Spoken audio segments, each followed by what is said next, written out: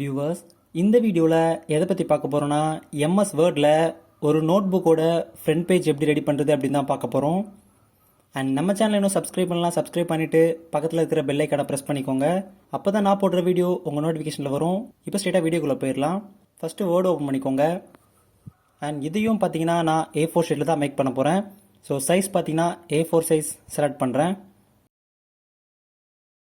And A4 size select பண்ணதுக்கப்புறம் இன்செர்ட்டில் போயிட்டு நமக்கு தேவையான இமேஜை ஃபஸ்ட்டு செலக்ட் பண்ணிக்கலாம். அதாவது நீங்கள் நோட் புக்கோட ஃப்ரண்ட் பேஜில் என்ன பிக்சர் வேணுமோ அந்த பிக்சரை ஃபஸ்ட் நீங்கள் செலக்ட் பண்ணிக்கோங்க. செலக்ட் பண்ணி இன்செர்ட் பண்ணிக்கோங்க. இப்போ பார்த்தீங்கன்னா இமேஜ் இன்செர்ட் ஆகிடுச்சு. நீங்கள் இமேஜ் இன்செர்ட் பண்ணதும் ஃபஸ்ட் பண்ண வேண்டிய வேலை ரைட் கிளிக் ப்ரெஸ் பண்ணுங்கள். அதில் wrap text in front of text. இப்போ நீங்கள் இந்த இமேஜை எங்கே வேணால் மூவ் பண்ணிக்கலாம். ஸோ இந்த ஆப்ஷன் நீங்கள் செலக்ட் பண்ணி வச்சுக்கோங்க. இப்போ இந்த இமேஜை பேஜ் ஃபுல்லாக கவர் பண்ணுற மாதிரி இன்க்ரீஸ் பண்ணி வச்சுக்கோங்க. அண்ட் இந்த ஷீட் ஃபுல்லாக கவர் ஆகிற மாதிரி இன்க்ரீஸ் பண்ணுங்கள். அண்ட் இன்க்ரீஸ் பண்ணதுக்கப்புறம் இது சென்டரில் ப்ளேஸ் பண்ணிக்கோங்க. அண்ட் நெக்ஸ்ட் பார்த்தீங்கன்னா மேலே ஒரு ஷேப் ஆட் பண்ண போகிறோம். ஸோ இன்செர்ட்டில் போயிட்டு ஷேப்ஸ், அதில் ரெக்டாங்கிள் டூல் நான் செலக்ட் பண்ணுறேன். மேலே இந்த மாதிரி ஒரு ரெக்டாங்கிளை ஃபஸ்ட் நீங்கள் ட்ரா பண்ணிக்கோங்க. அண்ட் ரெக்டாங்கிளை ட்ரா பண்ணி முடிச்சதுக்கப்புறம் இதை 4 சைடையும் இந்த மாதிரி ஃபிட் பண்ணி வச்சுக்கோங்க. அண்ட் இதுக்கு கலர் சேஞ்ச் பண்ணதுக்கப்புறம் எடிட் ஷேப்பில் எடிட் பாயிண்ட்ஸ் கொடுத்துக்கிறேன். இந்த ஆப்ஷனை கொடுத்தோன்னே 4 சைடும் ஒரு பிளாக் கலர் டாட் இருக்குது. நமக்கு எந்த சைடு எடிட் பண்ணணுமோ அந்த டாட் ப்ரெஸ் பண்ணிக்கோங்க. இந்த மாதிரி எக்ஸ்ட்ரா 2 டாட் ஓப்பன் ஆகும். இதை ட்ராக் பண்ணி இந்த மாதிரி உங்களுக்கு தேவையான ஷேப்புக்கு நீங்கள் இதை எடிட் பண்ணிக்கலாம். அண்ட் நீங்கள் எடிட் பண்ணி முடிச்சதுக்கப்புறம் அடுத்து தேவையான டாட்டை ப்ரெஸ் பண்ணுங்கள். இந்த மாதிரி 2 எக்ஸ்ட்ரா டாட் ஓப்பன் ஆகும். அதையும் நம்ம ட்ராக் பண்ணி இந்த ஷேப்புக்கு நம்ம இதை கொண்டு வந்துக்கலாம். இதை இன்னும் கொஞ்சம் எடிட் பண்ணிக்கிறேன். அண்ட் இந்த ஷேப் பார்த்தீங்கன்னா எடிட் பண்ணி முடித்ததுக்கப்புறம் இந்த மாதிரி ட்ராக் பண்ணிக்கோங்க. அதாவது அந்த டாட் அந்த பேஜை தாண்டி போகிற மாதிரி ட்ராக் பண்ணி இன்க்ரீஸ் பண்ணிக்கோங்க. அண்ட் இப்போ பார்த்தீங்கன்னா நம்ம இதுக்கு அவுட்லைன் ஆட் பண்ண போகிறோம்.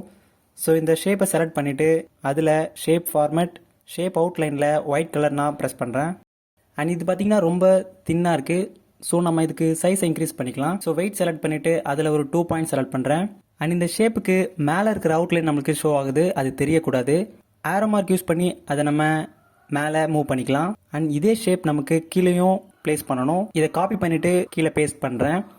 இந்த ஷேப்பை கீழே நம்ம ஆப்போசிட் டைரெக்ஷனில் ப்ளேஸ் பண்ணணும். ஷேப் ஃபார்மேட்டில் ரொட்டேட் கொடுத்து இந்த மாதிரி ப்ளேஸ் பண்ணுறேன். அண்ட் இது பார்த்தீங்கன்னா ஆப்போசிட் டைரெக்ஷனில் இருக்குது. ஸோ கீழே இருக்கிற ஷேப்பை நம்ம கீழேயும் இந்த மாதிரி ப்ளேஸ் பண்ணிக்கலாம். இதையும் பார்த்தீங்கன்னா ஆரோ மார்க் யூஸ் பண்ணி கீழே மூவ் பண்ணிக்கிறேன். ஒன் சைடு அவுட்லைன் மட்டும்தான் நமக்கு ஷோ ஆகணும்.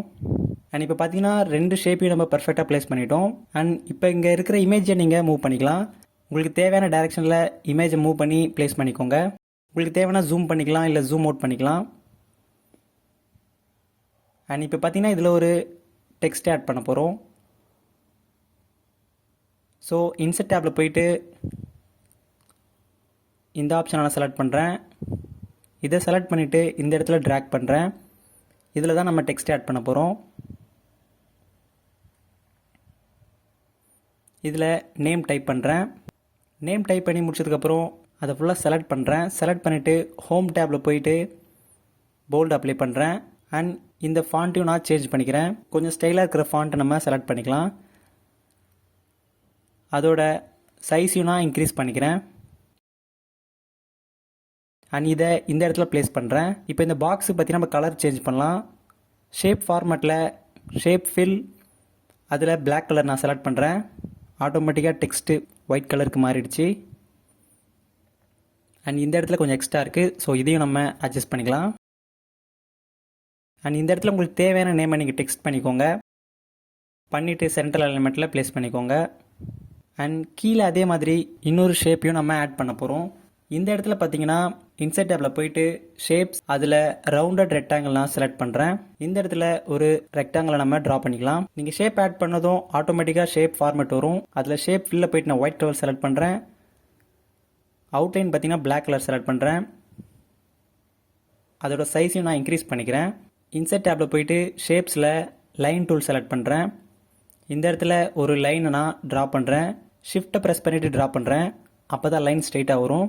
இது ரொம்ப தின்னாக இருக்குது. ஸோ இந்த லைனை செலக்ட் பண்ணுறேன். ஷேப் ஃபார்மேட்டில் போயிட்டு இதோட சைஸை நம்ம இன்க்ரீஸ் பண்ணிக்கலாம். வெயிட் போயிட்டு இந்த சைஸ் நான் செலக்ட் பண்ணுறேன். அண்ட் இதுக்கு கலரும் சேஞ்ச் பண்ணிக்கலாம். ஷேப் அவுட்லைனில் போயிட்டு Black கலர் செலக்ட் பண்ணுறேன். அண்ட் இது லைன், அதனால் நீங்கள் கேர்ஃபுல்லாக நீங்கள் செலக்ட் பண்ணணும். செலக்ட் பண்ணிவிட்டு Ctrl+C Ctrl+V ஒரு காப்பி எடுத்துக்கிறேன். அண்ட் இந்த காப்பியை நம்ம கீழே ப்ளேஸ் பண்ணிக்கலாம். கரெக்டாக லைன் மேலே கேர்ஃபுல்லாக செலக்ட் பண்ணுங்கள். அதுக்கப்புறம் நீங்கள் ட்ராக் பண்ணுங்கள், அப்போ தான் லைன் வரும். ஸோ இந்த லைனை இந்த இடத்துல ப்ளேஸ் பண்ணுறேன். இப்போ மேலே இருக்கிற இந்த லைனை செலக்ட் பண்ணிவிட்டு அகைன் ஒரு காப்பி எடுத்துக்கிறேன்.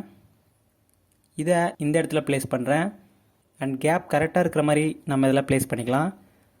அண்ட் தேர்டாக இந்த லைனை நம்ம ப்ளேஸ் பண்ணிக்கலாம். ஸோ மூணுத்துக்கும் நடுவில் ஈக்குவல் கேப் இருக்கிற மாதிரி ப்ளேஸ் பண்ணிட்டேன். அண்ட் நீங்கள் இதை சைஸு கரெக்டாக இல்லைனா நீங்கள் ஆரோ மார்க் யூஸ் பண்ணி மூவ் பண்ணிக்கோங்க. லைனை செலக்ட் பண்ணிவிட்டு ஆரோ மார்க் யூஸ் பண்ணுங்கள். அண்ட் நீங்கள் இதை ட்ரா பண்ணி முடிச்சதுக்கப்புறம் நெக்ஸ்ட்டு பார்த்தீங்கன்னா இன்னொரு டெக்ஸ்ட் நம்ம ஆட் பண்ண போகிறோம். இந்த இடத்துல மேலே நோட் புக் அப்படின்னு டைப் பண்ண போகிறோம். ஸோ அகைன் நீங்கள் இன்சர்ட் டேப்பில் போங்க. அதில் டெக்ஸ்ட் பாக்ஸ் ஒன்று ஆட் பண்ணிக்கோங்க. அதை இந்த இடத்துல இந்த மாதிரி ட்ரா பண்ணுங்கள். இதில் நான் நோட் புக் அப்படின்னு டைப் பண்ணுறேன். இதை ஃபுல்லாக செலக்ட் பண்ணிவிட்டு ஹோம் டேப்பில் போயிட்டு போல்ட் அப்ளை பண்ணுறேன். அண்ட் ஃபாண்ட் ஸ்டைல் பார்த்தீங்கன்னா ஏரியல் Black நான் செலக்ட் பண்ணுறேன். அண்ட் இதுக்கு சைஸும் நம்ம இன்க்ரீஸ் பண்ணிக்கலாம். ஒரு 24 கொடுத்துக்கிறேன். அண்ட் இதுக்கு கலர் பார்த்தீங்கன்னா ஒயிட் கலர் செலக்ட் பண்ணுறேன். அண்ட் இந்த டெக்ஸ்ட் பாக்ஸ்க்கு நம்ம ஷேப் ஃபார்மேட்டில் போயிட்டு ஷேப் ஃபில்லில் நான் பார்த்தீங்கன்னா நோ ஃபில் கொடுத்துக்கிறேன். அதேமாதிரி ஷேப் அவுட்லைன்லேயும் நோ அவுட்லைன் கொடுத்துக்கிறேன். இப்போ வெறும் டெக்ஸ்ட் மட்டும் தான் நமக்கு ஷோ ஆகுது. இதுக்கு அண்டர்லைன் பண்ணால் இன்னும் நல்லாயிருக்கும். ஸோ இது ஃபுல்லாக செலக்ட் பண்ணிவிட்டு ஹோம் டேப்பில் போகிறேன். அதில் அண்டர்லைன் பார்த்தீங்கன்னா நிறைய விதமான அண்டர்லைன் இருக்குது. நம்ம போல்டு அண்டர்லைன் ஆட் பண்ணிக்கலாம். இந்த ரெக்டாங்கிளுக்கு மேலே இந்த நோட் புக்குன்ற டெக்ஸ்ட் நம்ம இந்த மாதிரி ப்ளேஸ் பண்ணிக்கலாம். அண்ட் இந்த இடத்துல ஒரு ஷேப்பை நம்ம ஆட் பண்ணலாம். இன்சர்ட் டேப்பில் போயிட்டு ஷேப்ஸ், அதில் இந்த ஷேப் நான் செலக்ட் பண்ணுறேன்.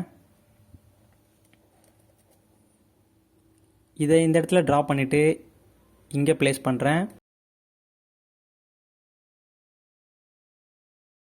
ஸோ இந்த இடத்துல ஒரு டெக்ஸ்ட் ஆட் பண்ண போகிறோம். ஸோ இதில் பார்த்தீங்கன்னா 100 pages அப்படின்னு டைப் பண்ணுறேன். டைப் பண்ணி முடிச்சதுக்கப்புறம் ஸோ இது ஃபுல்லாக செலக்ட் பண்ணுறேன். செலக்ட் பண்ணிவிட்டு ஹோம் டேப்பில் போயிட்டு போல்டு அப்ளை பண்ணிக்கிறேன்.